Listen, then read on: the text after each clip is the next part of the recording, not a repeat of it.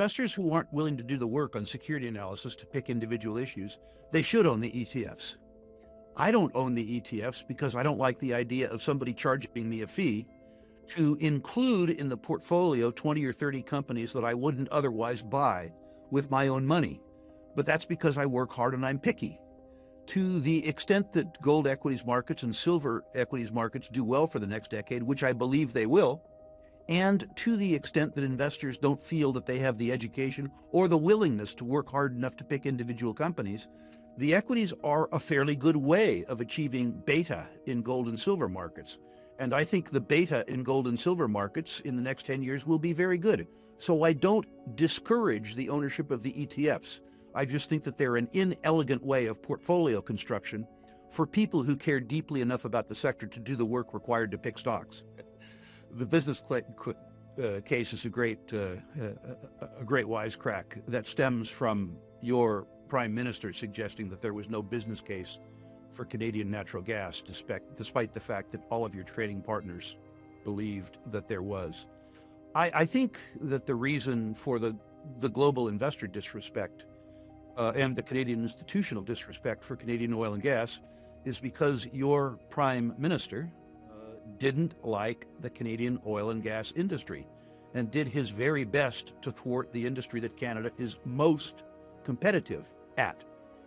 Those reasons, I suspect, were political, although I'm not Canadian. The truth is that Canada punches well above its weight in the energy business, including in human capital. The export of Canadian technology and expertise to oil and gas businesses around the world is a well-established fact. The durable competitive advantage of producers in the Western Canadian Basin is a well-established fact.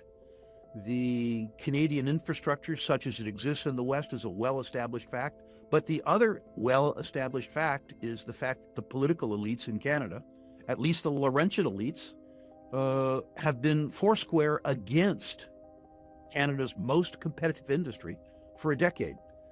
This is, in Canadian parlance, an own goal.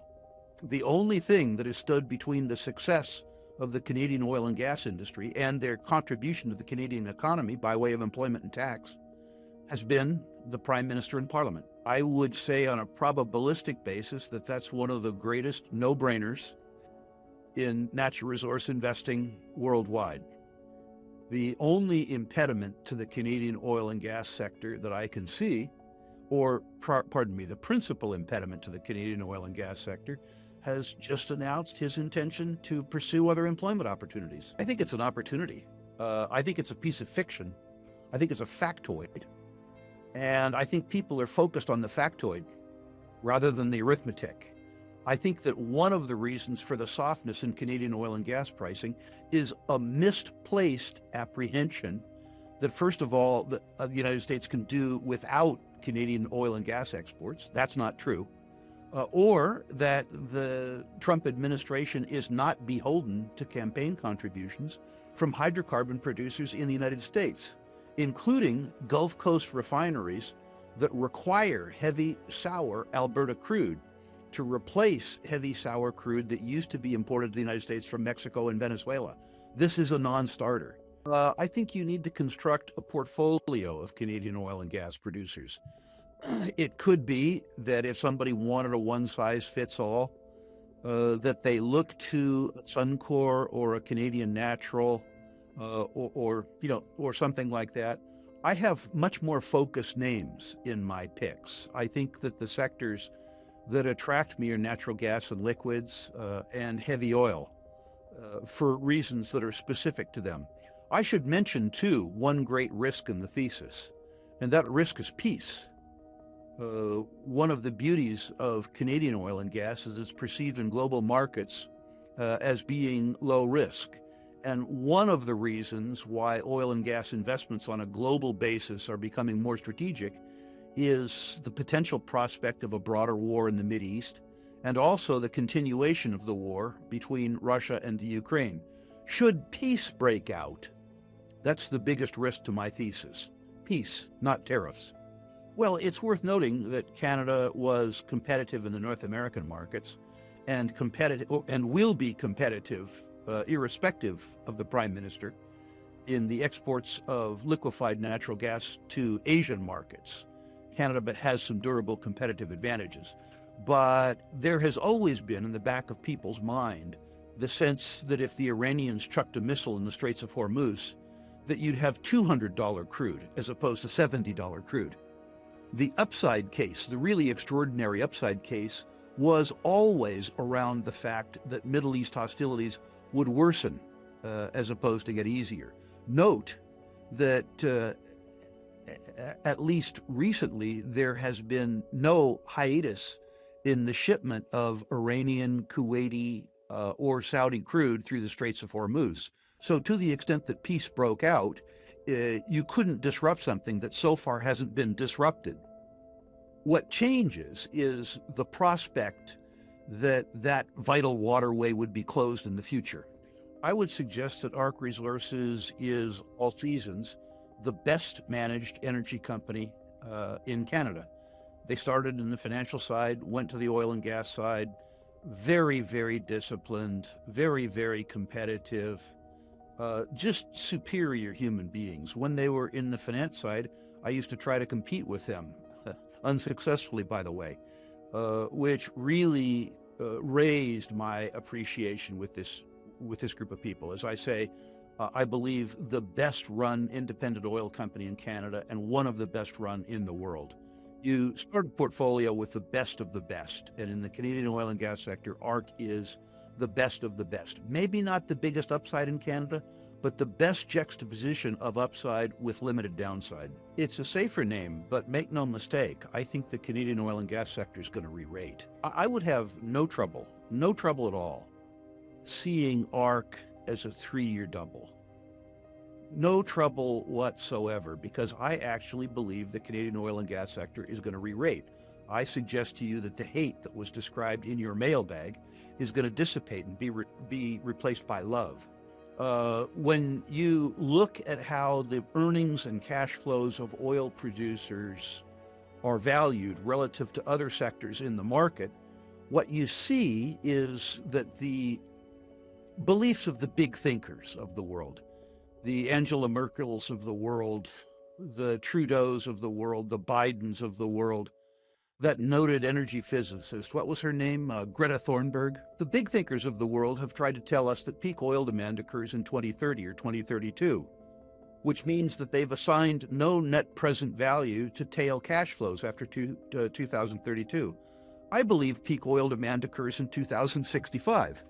And I believe that over the next 5 years, the discount that's applied to the market capitalizations of oil companies, as the market recognizes that demand for hydrocarbons will continue for 35 or 40 years, I believe the whole sector is going to re-rate. I think that Canada will re-rate even more, because the principal impediment to the Canadian oil and gas industry is Canada, is the political leadership of Canada.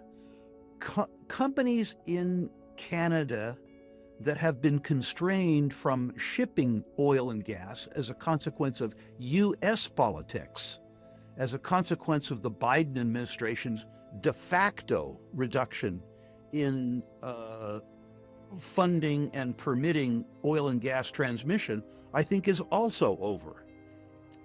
And so I think that Canadian oil and gas will enjoy better access and egress through the United States. I think that the Canadian oil and gas sector will suffer less headwind from Ottawa. And I think that the entire oil and gas sector on a global basis is going to re-rate as investors come to understand that peak oil demand doesn't occur in 2032, but rather in 2065 or 2070. Tourmaline is just an extraordinarily well-run company. There are some groups of people who do things better than other people.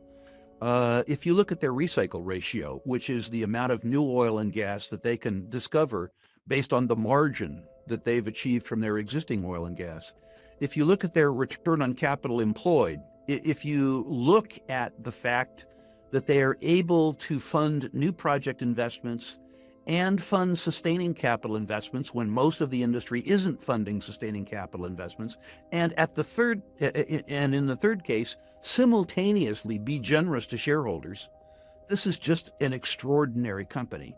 I don't consider it to be a particularly conservative pick. I consider it to be an investment in a collection of assets and a corporate culture that guarantees superior performance relative to most of its peers for at least the next 5 years.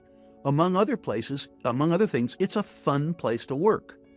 Great engineers and great geologists like to work for great engineers and great geologists. This is simply a cultural fact. If the Canadian oil and gas sector continues to be cheap, if Tourmaline finds that they can buy potential faster than they can build potential, they will do just that. They are absolutely agnostic as to how they make you money.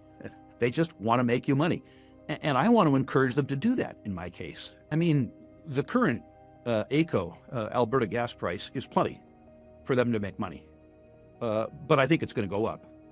I think in particular, the fact that they don't have the federal headwinds against them, and the fact that with or without Trump or Trudeau, the infrastructure is now in place to begin to move gas out of the Western Sedimentary Basin and liquefy it on the Pacific and send it to Asian markets, means that the gas bubble that's built up in Alberta, the amount of gas that couldn't be sold, is going to decline to the benefit of high-quality natural gas producers. And Peyto is probably the highest quality pure-play gas producer in the Canadian scene.